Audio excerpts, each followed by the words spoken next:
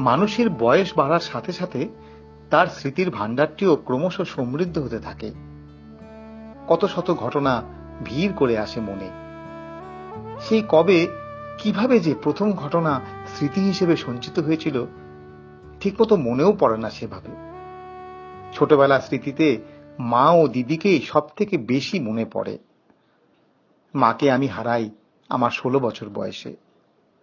তাই ছোটবেলা মানেই মা তার জগদ্ধাত্রীর মতো রূপ নিয়ে আমার সামনে এসে উপস্থিত হয়। মা আমাদের 3 ভাই বোনের মধ্যে আমাকে সব থেকে বেশি ভালোবাসত। অন্তত আমার তো তাই মনে হতো। আর এই নিয়ে আমার মনে গর্বেরও শেষ ছিল না। আমার জন্মের পর মাকে বেশ কিছুটা সময় অসুস্থতার মধ্যে দিয়ে যেতে হয়েছিল। আমাকে দেখাশোনা করার জন্য একজন মহিলাকে রাখা হয়েছিল সেই সময়। সবাই তাকে লক্ষ্মীর মা বলে ডাকত। আমাকে সে নিজের সন্তানের মতোই মনে করত। তার নিজেরও একটি মোটামুটি একই বয়সী ছেলে ছিল। ক্রমে এমন হলো যে তার সাথে আমাকে পৃথক করা রীতিমতো কঠিন হয়ে উঠতে লাগলো। একই রকম লালন পালনে আমি বাহ্যিকভাবে অন্তত তার সন্তানের মতোই হয়ে উঠতে লেগেছিলাম সে কটা দিন। কদিন পর মা সুস্থ হওয়ার পরে লক্ষ্মীর মার পর্ব শেষ হয়েছিল। এই প্রসঙ্গে আর একটি কথা আমি উল্লেখ না করে পারছি না। ব্যাপারটির মধ্যে একাধারে মজাদার ও করুণ রসও আছে। আমার প্রায় 10-12 বছর বয়স অবধি মাঝে মধ্যেই সেই লক্ষ্মীর মা আমায় এসে দেখে যেত। সঙ্গে করে নিয়ে আসতো কলা, মিষ্টি, সন্দেশ, আরো কত কি। সেগুলো আমায় তার সামনে বসে খেতে হতো। তার এইরূপ স্নেহে ও আদরে আমি বড়ই অপ্রস্তুত ও লজ্জা পেতাম। আমার দাদা ও দিদি দুজনেই আমায় লক্ষ্মীর মার ছেলে বলে রাগাতো। আমি কখনো সখনো তার সামনে আসতে চাইতাম না, কিন্তু মা আমাকে বলে বুঝিয়ে তার কাছে পাঠাতো ও আমাকে তার স্নেহের অত্যাচার লজ্জানত ভাবে সহ্য করতে হতো। আজ কতদিন তাকে দেখি না, কোনো খবরও নেই তার আমার কাছে। কারণ আমরা সে দেশ ছেড়ে অন্য জায়গায় চলে এসেছি। সে প্রসঙ্গ অন্য সময় বলবো। কিন্তু সেই মাতৃসম মানুষটির স্মৃতি আমার আজও মনের এক কোণে সযত্নে রক্ষিত আছে। আমার বাবা কর্মসূত্রে পশ্চিমবঙ্গ ছেড়ে সুদূর ত্রিপুরা রাজ্যে চলে এসেছিলেন। সেখানেই তিনি তার ত্রিপুরা রাজ্য সরকারের ইঞ্জিনিয়ারের চাকরি সম্পন্ন করেন। তার অবসর গ্রহণের পর আমরা আবার পশ্চিমবঙ্গে ফিরে আসি।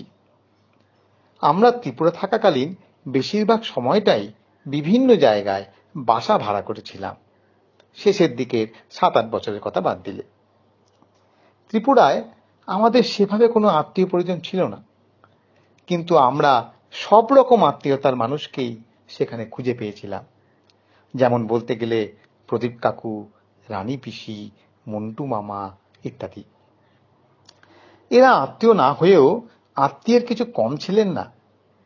এদের আদরে আমরা আত্মীয়ের অভাব অনুভব করতাম না সেভাবে। এই সব আত্মীয় তুল্যদের মধ্যে সবার আগে রাখতে হলে সে হবে প্রদীপ কাকু। সে ছিল আমার বাবার একজন অফিস কলিগ। পদমর্যাদায় এবং বয়সে সে আমার বাবার কিছুটা ছোট ছিল।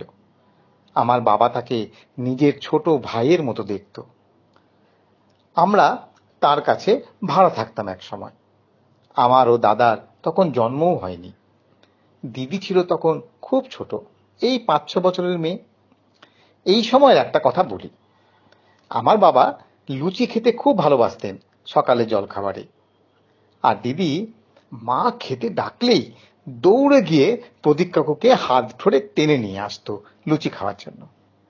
মা বাবাকে জিজ্ঞেস করার কথা তার মনেও হতো না, বা প্রদীপ কাকুকে সে এতটাই নিজের লোক ভাবত। বাবা মা এই নিয়ে খুব হাসাহাসি করত। এরপর প্রদীপ কাকুর স্ত্রী কণা কাকিমা এলো।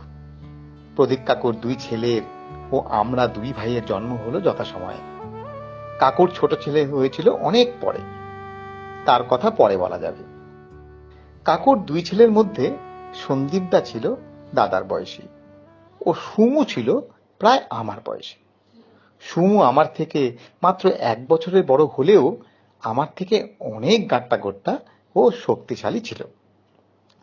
আমাদের মধ্যে একে অপরের বাড়িতে নেমন্তন্ন খাওয়ার খুব চল ছিল সেই সময়। ঘটনাটা এরকম হতো, ওরা আমাদের বাড়িতে দুপুরের নেমন্তন্নে এলো, ভালো মন্দ খাওয়া হলো, রাতে খেয়ে যাবার জন্য আর একবার বলতেও হতো না, হালকা কিছু ডাল ভাত খেয়ে আমরা কবে যাব ঠিক করে তবে বাড়ি ফেরা। এই ছিল সিস্টেম। তবে এর একটা অন্য দিকও ছিল। একে অপরের বাড়ি ঢোকার পর শুরু হতো আমরা ছেলেদের মধ্যে হুড়োমস্তি ও মারামারি। আমি ছিলাম ওদের মধ্যে অপেক্ষাকৃত দুর্বল, তাই মারও আমি বেশি খেতাম। আর যত না মার খেতাম তার থেকে চেঁচাতাম অনেক বেশি। দিদিকে এগিয়ে আসতে হতো আমাকে বাঁচাতে। কিন্তু মজার ব্যাপার, তখন 3 জন মিলে আমি সমেত দিদির ওপর চড়াও হতাম। মা তখন বলতো, ওদের ছেড়ে দে, যা খুশি করতে দে। তারপর দুপুরে খাওয়া দাওয়ার আগে অবধি চলতো এই লন্ডভন্ড ব্যাপার। প্রদীপ কাকুর 3 ছেলের মধ্যে সুমুই ছিল আমাদের সবচেয়ে প্রিয়। ও আমার মাকে খুব ভালোবাসতো। মাঝে মাঝে এরকমও হতো, আমরা ওর বাড়ি গেছি, আসার সময় কিছুতেই আমাকে আসতে দেবে না। প্রথমে আবেদন নিবেদন, তারপর ঝোলাঝুলি, তারপর কান্নাকাটি। যখন তাতেও হচ্ছে না, বাড়ি থেকে বেরিয়ে রাস্তায় এসে পড়েছি, তখন শেষ অস্ত্র, রাস্তায় গড়াগড়ি। অগত্যা কি আর করা, রাজি হতেই হলো। ঠিক হলো 2 দিন পর আমায় বাড়ি দিয়ে আসা হবে। এর ঠিক উল্টোটাও হতো, মানে অনেক বিপ্লবের পর সুমুকে বাড়ি নিয়ে আসা হয়েছে। প্রথম দিন গলায় গলায় ভাব, কেউ কাউকে ছাড়তেই চাইছে না। পরদিন হালকা মনোমালিন্য, মারামারি, তারপর দিন বাপ তুলে গালাগালি। এর পরদিন পরিস্থিতি একেবারে চরমে, একে অপরের পেছনে দাঁড়িয়ে ছোটার মতো ব্যাপার। বাবা বললেন, অনেক হয়েছে, এবার বাড়ি দিয়ে আয়, নইলে একটা খুনোখুনি ঘটে যাবে এবার। সুমু বাড়ি চলে গেল। যাবার আগে বলে গেল, আর কোনোদিন তোদের বাড়ি আসবো না। যদিও বলাই বাহুল্য, সেই প্রতিজ্ঞা বেশি দিন স্থায়ী হয়নি। এই সুমুকে কেন্দ্র করে অনেক মজার মজার ঘটনা আছে। এখন সেসব কথা মনে পড়লে তা মজার মনে হলেও সেই সময় কিন্তু তা আদৌ উপভোগ করার মতো জায়গায় ছিল না, বরং যথেষ্ট উদ্বেগ ও উত্তেজনার কারণ হয়ে দাঁড়াতো। আর মজাটা এখানেই। একবারের কথা বলি, সুমু আমাদের বাড়িতে কয়েকদিনের জন্য এসেছে পরীক্ষার পর, আমাদের পরীক্ষা নিতে, ধৈর্যের পরীক্ষা। যা হোক, আমরা তখন আগরতলায় মোটর স্ট্যান্ডের কাছে এক জায়গায় ভাড়া থাকি। বাড়ির মালিক থাকে উপরতলায়, আর আমরা আরো এক ঘর ভাড়াটের সাথে থাকি নিচতলায় 2টি ঘর নিয়ে। বাড়ির মালিকেরও একটি আমাদের বয়সী 9-10 বছরের ছেলে ছিল। ছেলেটির নাম ছিল সুবীর। এই সুবীর ছেলেটির মধ্যে বাড়িওয়ালার ছেলে বলে একটা অহংকার কাজ করত। ও আমাদের ঘরে এসে দেওয়ালে ওর বাবার নাম লিখত আমাকে দেখিয়ে দেখিয়ে। আমার খুব রাগ হতো। যাই হোক, এই হলো গিয়ে সুবীর। এবার তাহলে ঘটনায় ফিরি। দুপুরবেলা বাড়ির বড়রা সবাই একটু দিবানিদ্রায় মগ্ন। আমি ও সুমু কি দুষ্টুমি করা যায় ভাবছি, এমন সময় সুবীর নিচে নেমে এসে নিচতলার ল্যাট্রিনের সামনে ওর প্যান্ট খুলে রেখে ভেতরে হালকা হওয়ার জন্য গেল। যথাসময়ে ও বেরিয়েও এলো, কিন্তু প্যান্ট আর খুঁজে পাওয়া যায় না। খোঁজ খোঁজ খোঁজ খোঁজ, কিন্তু কোথায় তার প্যান্ট, কোনো দেখাই নেই তার। এদিকে সুবীর উলঙ্গ অবস্থায় বাড়ি মাথায় করে ফেলেছে। মা, দিদি সবার সন্দেহ সুমুর ওপর। কিন্তু ওকে জিজ্ঞেস করলেই ও বলছে, আমি প্যান্ট লুকোইনি, এবং বেশ জোরের সাথেই বলছে। আবার নতুন উদ্যমে খোঁজা শুরু হয়, কিন্তু সব চেষ্টা যে বৃথা হতে যায় হঠাৎ সুবীর চিৎকার করে উঠল, ওই তো আমার প্যান্ট। অঙ্গুলি নির্দেশ সুমুর দিকে। সবার দৃষ্টি একসাথে সুমুর দিকে ঘুরে গেল। সুবীরের প্যান্ট, নিজের প্যান্টের ওপর পড়ে আছে সুমু। ও চৈতন্যের মতো দুহাত তোলার ভঙ্গি করে এক গাল হেসে বলল, আমি তো আগেই বলেছি আমি প্যান্ট লুকোইনি। এই হলো আমাদের সুমু, দুষ্টের শিরোমণি। প্রদীপ কাকুর বড় ছেলে সন্দীপ দা শিলংয়ে বোর্ডিং এ থেকে পড়াশোনা করত। একবার কাকু ও কাকিমা দুজনেই যাবে শিলংয়ে সন্দীপদাকে দেখতে। ঠিক হলো দুই ছেলেকে রেখে যাবে কোন এক আত্মীয়ের কাছে। কিন্তু সুমু বাদ সাধল।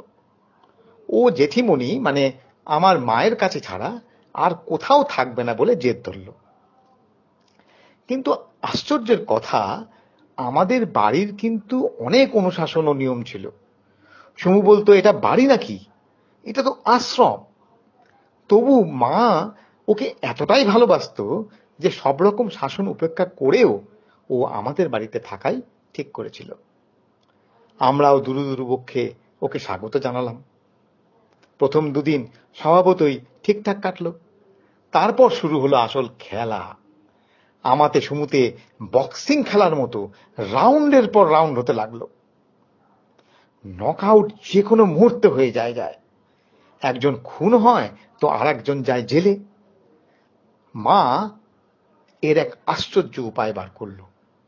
আমাদের বাড়িতে একটা বাথরুম ছিল যেটা ব্যবহার হতো না। মা করলো কি, আধ ঘন্টা করে পালা করে আমাদের দুইজনকে সেই বাথরুমে আটক করে রাখলো। বিষয়টির অভিনবত্বের জন্য আমাদের কাছে ব্যাপারটা গ্রহণযোগ্য হয়ে গেছিল। হাতে কোনো একটা গল্পের বই নিয়ে আমরা পর্যায়ক্রমে হাসি মুখে সেই হাজতবাস মেনে নিয়েছিলাম। আর মাকেও শুধুমাত্র একজনকে সামলাতে কোনো বেগ পেতে হয়নি। এই ছিল সুমু, আর এই ছিল আমার মা। যে কোনো সমস্যার সহজ সমাধান ছিল তার কাছে।